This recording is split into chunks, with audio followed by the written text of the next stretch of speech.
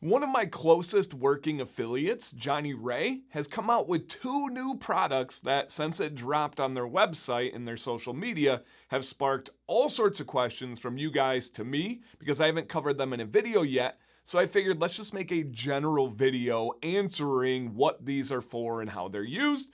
To get into it, guys, the first thing is a Blue Tansy face serum. This is a face moisturizer, but the face serum. And then we also have the Recovery Tallow, aka a tallow butter.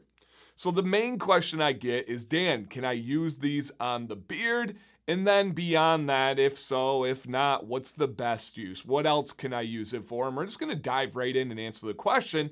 There are 2 different answers based on the different products. The face serum is not for the facial hair at all. Now, if you are using it as intended, you're going to use it on the parts of your face where you do not have hair. So your forehead, your sides right here, whatever those are called, I don't know. And then underneath your eyes, that is going to be your main intention. And don't forget about the nose as well.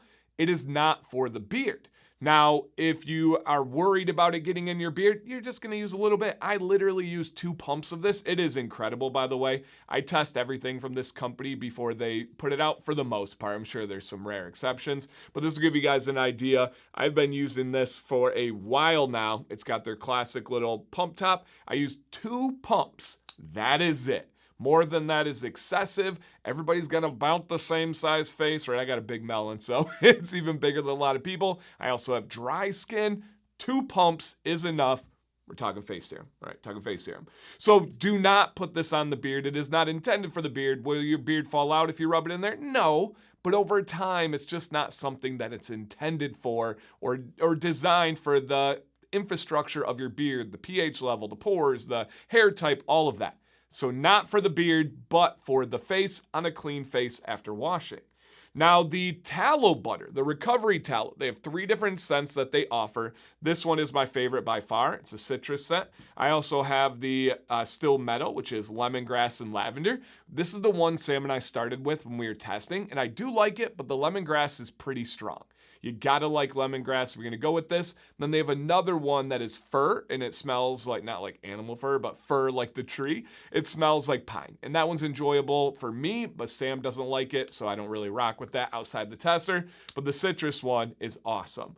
Now, let's explain what this is first, and then we'll talk about the uses. We are looking at grass-fed and finished. So if we get into like the grass-fed world, there's a whole like world to this. Grass-fed, and then sometimes they give them like a bunch of crap afterwards. Like, well, we fed them grass. Grass-fed and finished beef tallow. So this is tallow from a cow, right? Beef tallow. It's rendered down. It's very similar to like an emu oil or an ostrich oil, rendered down fat, but in a butter form. And then beyond that, we are looking at olive oil, jojoba oil, and then essential oils. And these are all natural essential oils, high quality ingredients. This can be used on the beard like a beard butter. Absolutely. I use it on my skin and on my body because it's the end of this Michigan dry winter that I'm so over. Okay. When we have the super hot days, I need to remember this, that I'm over winter and I embrace the hotness. Okay, got it.